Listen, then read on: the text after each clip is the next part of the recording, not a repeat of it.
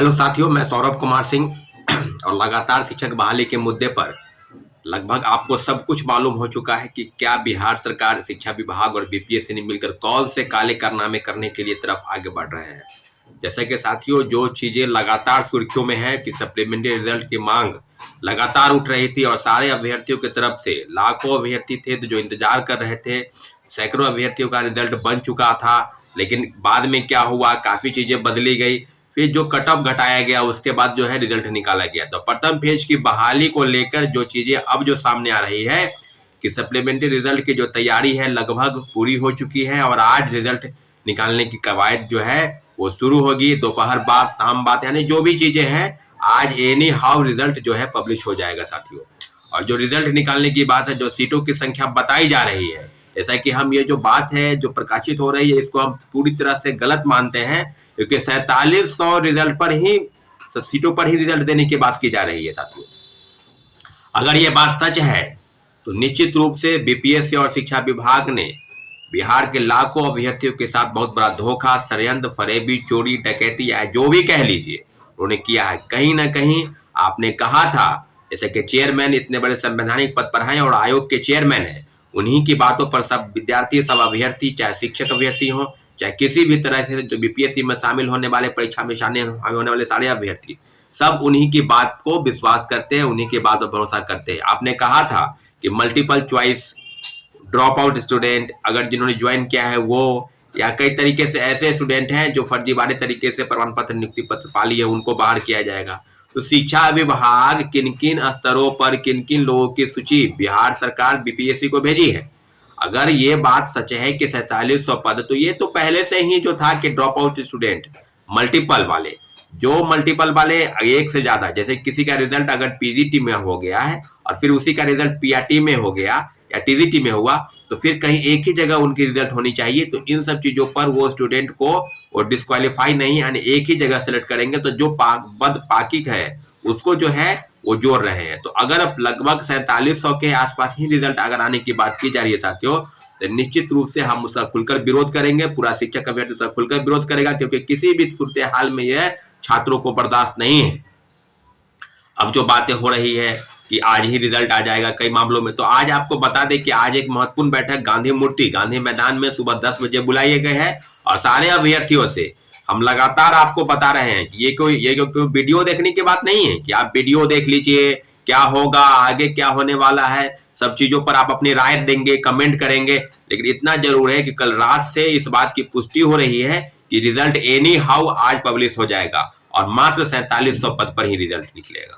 तो साथियों, काफी गंभीरता से विचार करने की जरूरत है। इसलिए आज पुनः आपसे हम आग्रह करते हैं कि भारी से भारी संख्या में गांधी मैदान के पास आइए और इस बैठक के माध्यम से हम सरकार के पास सूचित करेंगे कि अभ्यर्थियों के साथ बहुत बड़ा धोखा और षड्यंत्र चल रहा है। वो षड्यंत्र बीपीएससी कर रही है, वो षड्यंत्र शिक्षा विभाग कर रही है, क्योंकि सीटों का जो देना है, अगर सीटों की रिक्ति जो सूची है, रिक्त पदों की सूची है, वो बीपीएससी को कितनी भेजी गई, क्योंकि 4700 पद वाली जो बात है ये आज नहीं, लगभग 15 दिन 20 दिन पहले ही भेजी गई थी। तो अभी जो चीजें हैं कि लगभग 92,000 के आसपास ही लोग ज्वाइन किए हैं।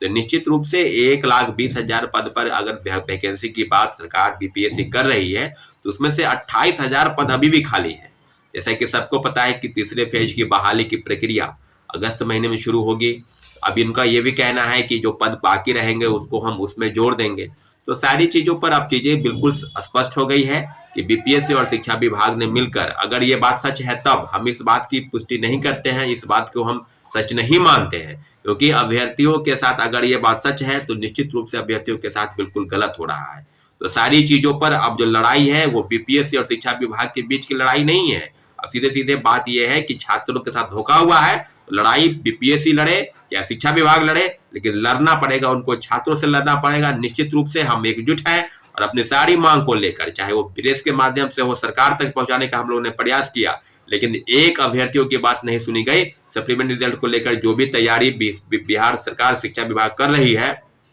उन सारी चीजों पर आपत्ति होगी अगर 4700 ही रिजल्ट आता है तब। निश्चित रूप से जो चीजें हैं, तो अब जो बात है कि सड़क से लेकर कोर्ट तक भी लड़ने की तैयारी हमारे सारे अभ्यर्थीगण कर रहे हैं कि अगर सप्लीमेंट्री रिजल्ट में इतना ही बात अगर आता है तो निश्चित रूप से कोर्ट में याचिका दायर की जाएगी। इसके लिए सबकी मंजूरी होनी तय है। अगर होती है तो निश्चित रूप से कोर्ट में भी केस किया जाएगा। लेकिन अभी जो बातें हैं कि क्या आंदोलन के माध्यम से, तो निश्चित रूप से आज गांधी मैदान में आप लोग पहुंचिए और जितने भी अभ्यर्थी हैं, साथी हैं जो पटना में हैं और सप्लीमेंट्री रिजल्ट की मांग को लेकर लगातार वो डिमांड कर रहे हैं, परीक्षा में भी बैठने जा रहे हैं, जो 7 तारीख से परीक्षा शुरू होगी, तो सब लोगों से आग्रह है कि प्लीज आप अपनी मांगों को लेकर आप यहाँ पर पहुंचे गांधी मैदान, गांधी मूर्ति के पास, और फिर हम लोग देखेंगे कि आगे क्या होता है, आगे की रणनीति कैसे बनती है। दूसरी प्रमुख मांग NIOS डीएलएड के मामले में कल बैठक हुई थी और बैठक के बाद तय हुआ था कि क्या आगे करना है। लेकिन इतना जरूर है कि रिव्यू पिटीशन के माध्यम से सुप्रीम कोर्ट में भी एक याचिका दायर की जा रही है। आगे क्या होगा कि क्या सेकेंड फेज की बहाली से वो लोग बाहर हो गए हैं, प्रथम फेज की बहाली में क्या उनका रिजल्ट आया है, जो लोग ज्वाइन किए हैं उनको बाहर किया जाएगा, या सप्लीमेंट्री रिजल्ट में NIOS डीएलएड वाले का भी रिजल्ट आएगा। तो सारी चीजें जो है बिहार सरकार जल्द से जल्द स्पष्ट कर देगी निश्चित रूप से आज से कल तक में, क्योंकि सेकेंड फेज की बहाली की बातें जो है वो क्लियर हो गई है, उनको बाहर कर दिया गया है। क्या छठे चरण में उनको, छठे चरण वाले जितने हैं वो जो ज्वाइन किए हैं उनको बाहर किया जाएगा, क्योंकि उसकी जो शर्त है तो 2017 के पहले जो कार्यरत हैं, चाहे वो नियोजित हैं या जो सरकारी वाले हैं या प्राइवेट स्कूल वाले, यानी सब लोगों का सार्वजनिक रूप से या निजी रूप से, दोनों लोगों को 2017 के पहले उनको एनी हाउ ज्वाइन कर लेना है। और अगर ज्वाइन किए हुए हैं उनको कम से कम 2 साल के अंदर उनको डीएलएड की डिग्री जो है 36 महीने वाली वो उनको लेनी है। तो सारी चीजों पर अब जो बातें हैं कि आज जो मेन मुद्दा है वो है सप्लीमेंट्री की मांग को लेकर आज बुलाया गया है बैठक, इसलिए बैठक में आपका आना बहुत जरूरी है। प्लीज आप लोग गांधी मैदान, गांधी मूर्ति के पास 10 बजे आ जाइए। हमारे चैनल को आपने सब्सक्राइब नहीं किया तो प्लीज सब्सक्राइब करें, लाइक करें, शेयर करें।